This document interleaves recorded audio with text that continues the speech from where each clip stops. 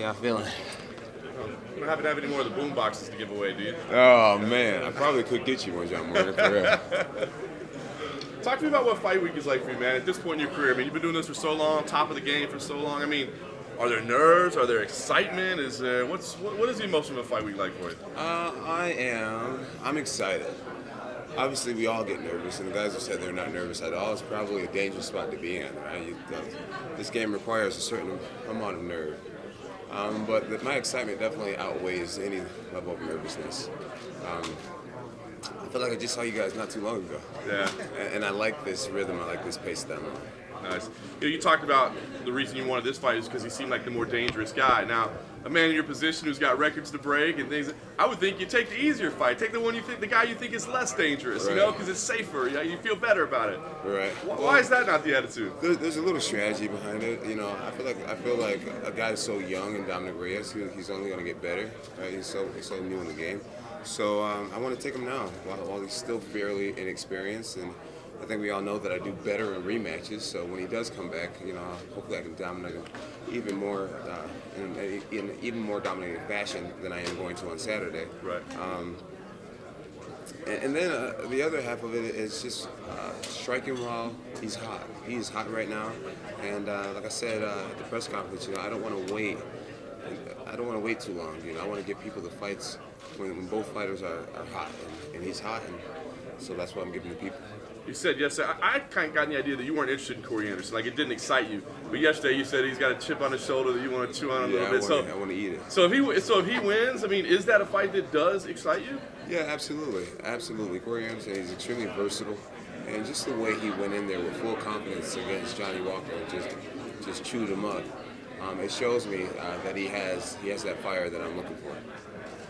John, when Reyes has said a few things this time, I know it doesn't necessarily annoy you, but are you just confused in the things he says? Like he says, he hasn't fought an athlete like me, which, I mean, like you said yesterday, everyone in the UFC is probably a good athlete. Yeah. And then he said, I know how to study tape, and he's talking to the team that's most famous for studying tape in MMA. Are you confused at the choices of angles he's taking in this build-up? Yeah, I think he's reaching.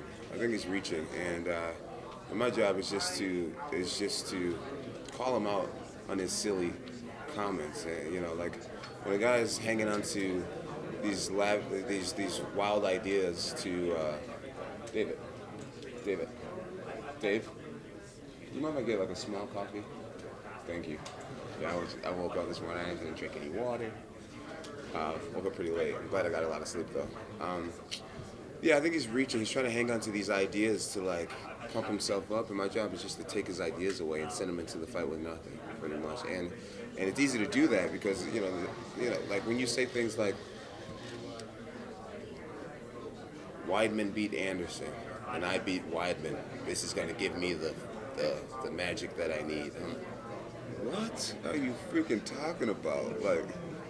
Like silly shit like that, you know what I'm saying? It's just like, well, you haven't fought an athlete, or you haven't fought a Latino, and like all this stuff, like it's about race. It's like, what are you talking about, dude? It's like, it's about skill setting. I've fought guys from all over the world with different ethnicities and different coaches behind them, and it has made no difference. Why do you So he's just silly. He's reaching for anything he can find, and let him have it.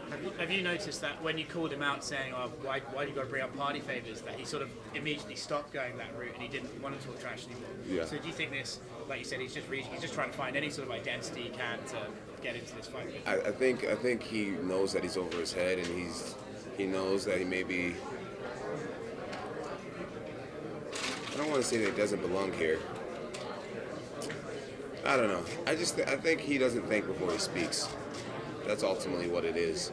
And then he finds himself backtracking. Like if you watch the Ariel Helwani interview when Ariel asks him what you mean about the athlete thing, and how he was like, if you don't get it, I guess you just don't understand. It's just like, he can't even back up his silly thoughts, I just think he needs to slow down, think before he speaks. I mean, even with the bipolar thing, he called me bipolar. It's like, do you know how many people in the world are losing their homes, losing their marriages, losing their jobs? Like, bipolar is something that can come onto you in your later years in life. It's like, it's a very serious mental illness. And the fact that he just rattles freaking things like that out of his mouth is just, He's an asshole, really. You won your first world title in 2011, I think, and he made his pro debut in 2014. Even if you win on Saturday, we're now reaching the era where guys are fighting you who grew up watching you. It was always said about GSP, one of the reasons why he's the best of all time is he beat like 3 generations. You potentially, if you do this for 10 more years, could beat 4 generations. Is that something you think about? I haven't really thought about it, no, but my goal is just to be here for an extremely long time, a very long time. I want to be here for the whole next decade, and I want to be the champion for this next decade. I look at Daniel Cormier as inspiration. For him to be the champion at 40 years old, dominating guys much younger than him, he lets me know that if I do the right things, thank you, sir. He lets me know if I do the right things and really take care of myself, there's no reason why we can't keep up with this next generation of fighters, or this next decade of fighters. So that's the goal, that's the motivation. Thank you for the motivation, Daniel Cormier. You appeared on ESPN yesterday with Max Kellerman and Stephen A. Smith, and yeah. Seemed like an entertaining interview for yourself. Yeah, I think they wanted it to be a little bit more hairy than I allowed it to be. Do you think it's more hairy, or they're just trying to appeal to the general audience, and perhaps knows Conor and Khabib? I think Max was definitely trying to lay it on me, for sure. I don't think any of the questions he asked were softballs. I think he was trying to be a little controversial with me, and I was really proud of myself for the way I handled the situation. I definitely felt like I took the high road. There was a thing with Stephen A. Smith and Joe Rogan recently where Stephen A. Smith said stuff about Don Cerrone, and Joe Rogan said he doesn't really understand MMA, so he shouldn't say this comment. Do you think people like Max Kellerman and Stephen A. Smith have a responsibility to better understand the sport when they cover it? Absolutely, absolutely. If you guys are going to, hats off to Stephen A. Smith, by the way. Always been, I think he's a tremendous reporter, but you're absolutely right. I think he does need to do more homework. You need to go back and maybe watch some of those Pride fights. You need to go back and start at UFC 1 and really do your homework. That way you know not only who we all are, but you know positioning, you know technique, you know a few submission names. I doubt they're at that level, and I would love to encourage them to get at that level. If you're a true professional, that's what you do. So a lot of the narrative has been focused on Dominic's undefeated record, but not so much about you being the first guy that's undefeated that he's faced. Right. You think something's lost in that? Yeah, something's lost in that, but I think it's the people reaching to build him up. He's undefeated. At the end of the day, if you look at who he's undefeated against, he's never been in a situation like this. Fighting someone who's not only undefeated as well, but somebody with just, double the experience as him. Everyone's talking about his athleticism, but I come from a family of all world champions. So I'm cool kind of taking the back road and letting people build him up. I don't feel like I really need it. I feel like my work speaks for itself. And before the OSP fight, you told me, you look at fighting like a test. Yeah. So how would you categorize the level of difficulty of the test in preparing for a Dominic? Dominic Reyes is a test. He's definitely a test. I felt like I needed to get physically stronger this camp, so I really worked on my physical strength a lot. He's just brought out something else in me. I've studied so extensively for this fight. For him to be so kind of inexperienced, there's something inside of me that lets me know, like, John, you cannot take this guy lightly. In a way, he could be more dangerous than the guys that are more experienced just because he doesn't know any better. You know what I mean? Like, when you listen to him talk, he's so emotional, he's so all over the place. He just wants to fight. He doesn't really care if he wins. He doesn't care if he loses. He just wants to give it all he got. It's like, when you're fighting someone like that, you got to take a step back and, like, you're dealing with a wild dog here. You know what I mean? You can't just reach in there and get bit. You got to come at him with a really strategic approach, and that's exactly what I'm prepared for. He's gotten me and my team's complete undivided attention. We're taking him very, very seriously. Do you think you would have given him that respect if he hadn't kind of riled you up a little bit, if he hadn't thrown the verbal jabs your way? Do you think you would have still given him that amount of respect, or does that make you give a guy more respect when it's like a rivalry almost? I feel like I know a lot of guys like him. And living in Albuquerque, New Mexico, I feel like I know a lot of guys like him. And one thing you know when you live in Albuquerque is he's gonna bring it. He's gonna bring it. There's guys, I see guys out at the club who don't know a lick of martial arts, and the culture is like, yo, I'll fight you, bro. I don't care. I'll give it all I got. If you knock me out, so what? So I know, okay, there's a similar vibe but he's actually backed up by some martial arts techniques. So I know that I got to bring it, and that's exactly what he's going to get. So early on, he was talking about in interviews, like he said he was going to knock you out. And since, like similar to other statements, he's backed off of that. Yeah. And now he's kind of said, I just see, getting my hand raised. Do you think that's like something going on mentally with him, to where he's like not as confident anymore? I think he's just in a he's a very emotional fighter. He's a very emotional person.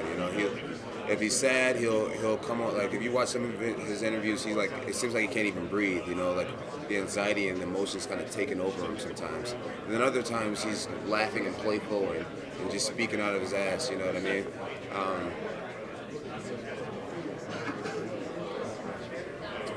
One thing about saying that you're going to knock somebody out is what you're doing is you're putting all your eggs in one basket. I never claim that I'm going to finish the fight. I say that I would like to finish the fight.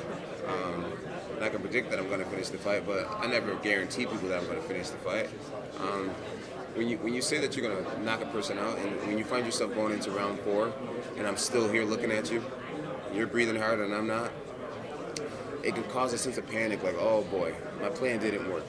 I thought I was going to get a first round knockout, and here we're going into round 2. You know what I'm saying? So he's just adding pressure for himself to say he's going to knock out. I'm like, hey, I'm going to find a way to win. Well, what round are you going to win, John? Or how are you going to beat him? Is it going to be a submission? I try not to never claim that type of stuff, because that adds pressure on me, and we don't need added pressure at this level.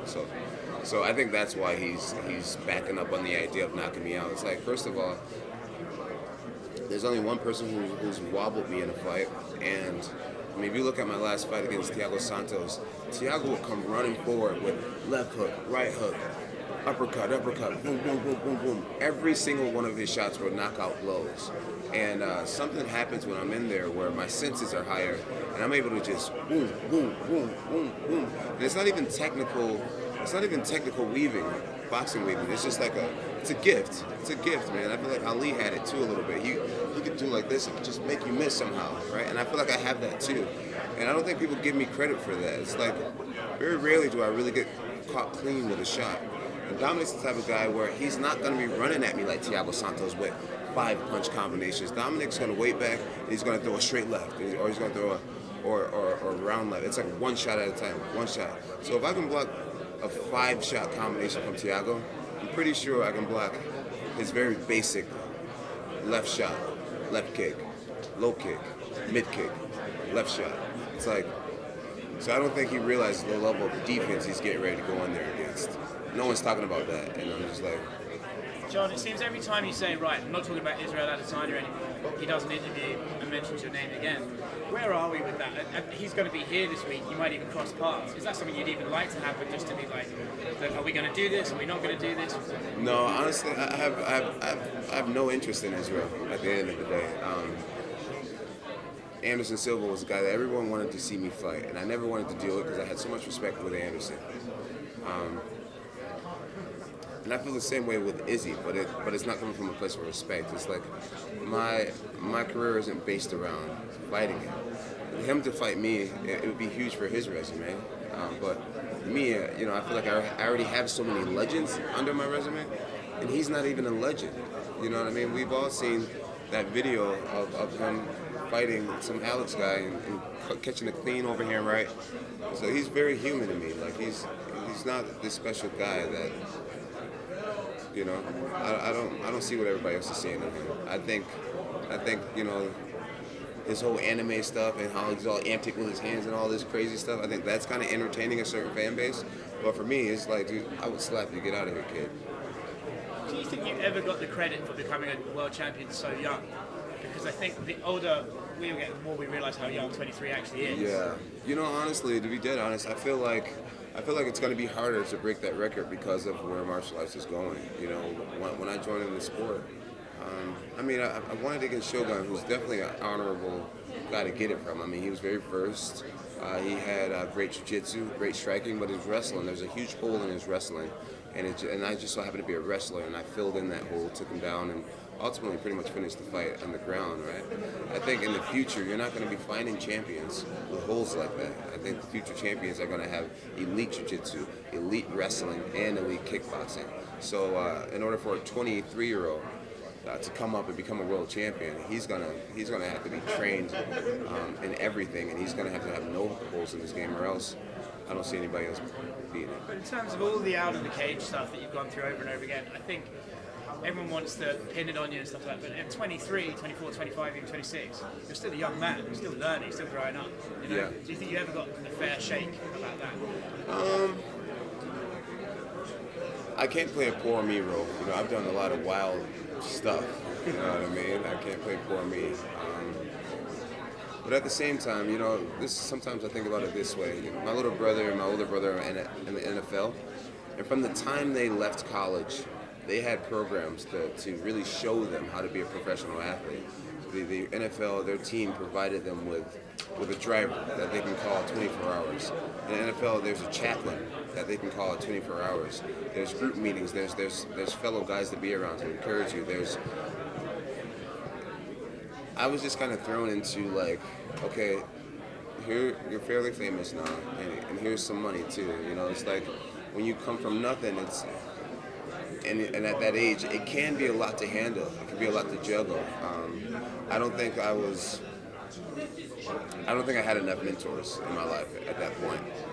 And I'm glad I finally figured it all out. It just reminds me of like child stars, like when like a kid actor or Justin Bieber gets famous and they go off the rails, everyone goes, well, they're just a kid and they got given all this money. At 23, you are a kid in this game. I just wonder if you ever felt like that they never gave you that sort of asterisk off, like he is a young man.